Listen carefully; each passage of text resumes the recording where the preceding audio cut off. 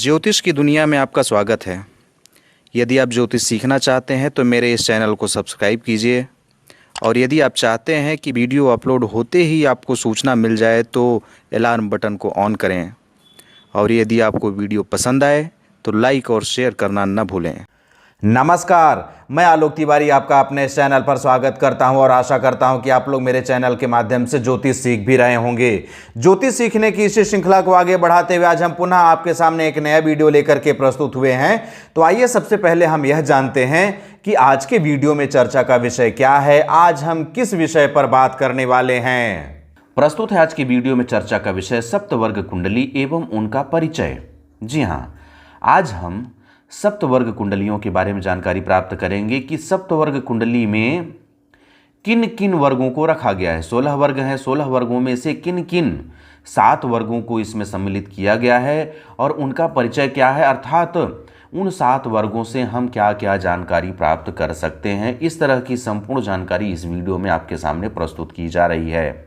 जैसा कि आपको ज्ञात है कि इस समय हमारे चैनल पर वर्ग कुंडलियों की विशेष श्रृंखला चल रही है। इसी श्रृंखला की कड़ी में आज हम आपके सामने सप्तवर्ग कुंडली के बारे में जानकारी लेकर के प्रस्तुत हुए हैं। लेकिन इस वीडियो में आगे बढ़ने से पहले आपको एक सूचना देना चाहते हैं कि हमारा एक चैनल और भी है जिसका नाम है हिंदू तीर्थ स्थल। उस चैनल पर हिंदू, जैन, बौद्ध एवं सिख समुदाय के संपूर्ण तीर्थ स्थलों की जानकारी प्रस्तुत की जा रही है। यदि आप उन तीर्थ स्थलों की जानकारी निरंतर प्राप्त करना चाहते हैं तो उस चैनल को भी सब्सक्राइब कर लीजिए। उस चैनल का लिंक इस वीडियो के डिस्क्रिप्शन बॉक्स पर उपलब्ध है। आइए इस वीडियो को अब प्रारंभ करते हैं।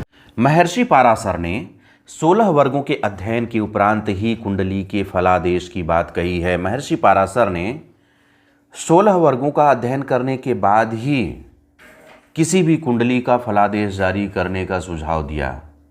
किसी भी कुंडली के विश्लेषण में कम से कम 6 वर्गों का अध्ययन अवश्य करना चाहिए। जो 16 वर्ग हैं उनमें से कम 6 वर्गों का अध्ययन तो अवश्य करना चाहिए।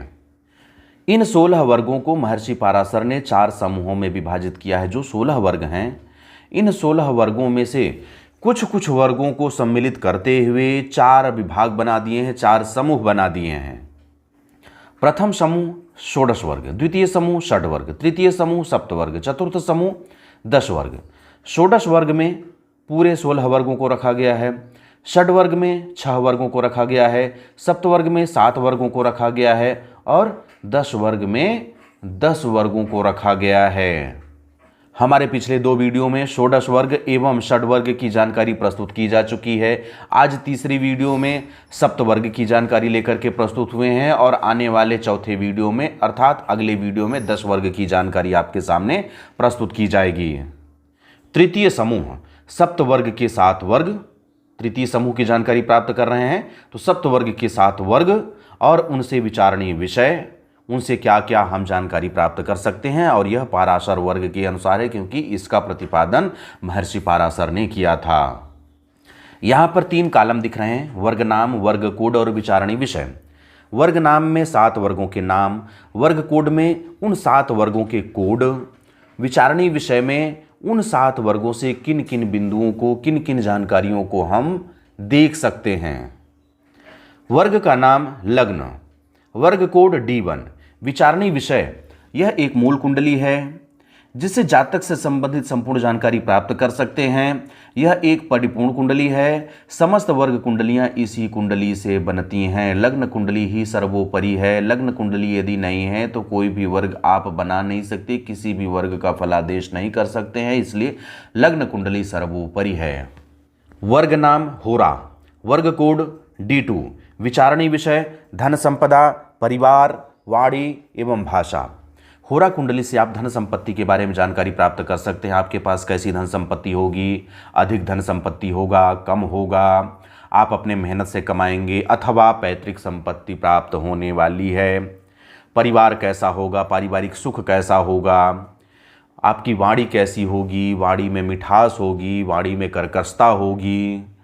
भाषा, आप कितने भाषाओं के ज्ञाता होंगे, कितने भाषाओं पर आपका कमांड होगा, ये सभी जानकारियां आप होरा कुंडली से प्राप्त कर सकते हैं। वर्ग नाम द्रेषकांड, वर्ग कोड D3, विचारणीय विषय भाई बहन, क्षमता, पराक्रम, साहस। आप दृष्कांड कुंडली देख करके अपने भाई बहनों के बारे में जानकारी प्राप्त कर सकते हैं। आपके भाई बहन होंगे, नहीं होंगे, होंगे तो कैसे होंगे, अच्छे होंगे, खराब होंगे, उनसे आपका संबंध कैसा होगा। क्षमता, आपकी क्षमता के बारे में जानकारी प्राप्त कर सकते हैं। पराक्रम, आपके पराक्रम के बारे में जानकारी प्राप्त कर सकते हैं। साहस, आप कितने साहसी हैं या डरपोक हैं, कायर तो नहीं हैं, ये सभी जानकारियां आप दृष्कांड कुंडली से प्राप्त कर सकते हैं। वर्ग नाम सप्तमांश, वर्ग कोड D7, विचारणी विषय पुत्र पौत्र आदि। सप्तमांश कुंडली देख करके आप अपने पुत्र पौत्र आदि के बारे में जानकारी प्राप्त कर सकते हैं। पुत्र पौत्र आदि ही नहीं, हम सीधे से कहेंगे कि आप अपने संतति, आने वाली पीढ़ी, आने वाले वंश के बारे में जानकारी प्राप्त कर सकते हैं। वर्ग नाम नवमांश, वर्ग कोड D9, विचारणी विषय जीवन साथी एवं वैवाहिक जीवन भागीदारी। नवमांश कुंडली का उपयोग करते हुए आप अपने जीवन साथी के बारे में समुचित जानकारी प्राप्त कर सकते हैं। जीवन साथी कैसा होगा, अच्छा होगा, खराब होगा, वैवाहिक जीवन कैसा होगा, सुखद होगा या कटु अनुभव वाला होगा, वैवाहिक जीवन अच्छे से चलेगा, नहीं चलेगा, जीवन साथी आपको अच्छी मिलेगी, नहीं मिलेगी, या अच्छा मिलेगा या नहीं मिलेगा, भागीदारी, साझेदारी, पार्टनरशिप, व्यवसाय, दैनिक दिनचर्या में रोज़मर्रा की वस्तुओं, रोज़मर्रा के खर्चे, ये सभी जानकारियां आप नवमांश कुंडली से प्राप्त कर सकते हैं। वैसे मुख्य रूप से जीवन साथी एवं वैवाहिक जीवन के लिए ही नवमांश कुंडली का उपयोग किया जा रहा है। वर्ग नाम द्वादशांश, वर्ग कोड D12, विचारणी विषय माता पिता, वंश, पूर्व जन्म से संबंधित। वर्ग नाम त्रिशांश, वर्ग कोड D13, विचारणी विषय अरिष्ट, दुर्भाग्य एवं बुराई। त्रिशांश कुंडली से आप अपने जीवन के अरिष्ट अर्थात अशुभ घटनाओं के बारे में जानकारी प्राप्त कर सकते हैं। त्रिशांश से ही आप अपने जीवन के दुर्भाग्य के बारे में भी जानकारी प्राप्त कर सकते हैं कि आपके जीवन में दुर्भाग्य का साया कब कब आ सकता है। आप बुराइयों की जानकारी प्राप्त कर सकते हैं, आप कितने लोगों के साथ बुराई कर सकते हैं या आपसे कौन कौन लोग बुराई मोल ले सकते हैं। इस तरह से आप देखें तो सप्त वर्ग कुंडली में इन वर्गों को सम्मिलित किया गया है। लग्न, होरा, दृष्कांड, सप्तमांश, नवमांश, द्वादशांश एवं त्रिशांश। इन्हीं 7 वर्गों के समूह को तृतीय समूह अर्थात सप्तवर्ग के रूप में जाना जाता है, जिसे सप्तवर्गीय पत्रिका भी कहा जाता है, सप्तवर्ग कुंडली या सप्तवर्गीय कुंडली भी कहा जाता है। वैसे आपको बताएं तो सप्तवर्गीय कुंडली ही सर्वाधिक प्रचलित कुंडली है। इस तरह से इस वीडियो के माध्यम से आपके सामने सप्तवर्ग कुंडली एवं उनके परिचय के बारे में जानकारी प्रस्तुत की गई। मैं आशा करता हूं कि यह जानकारी आपको पसंद आई होगी।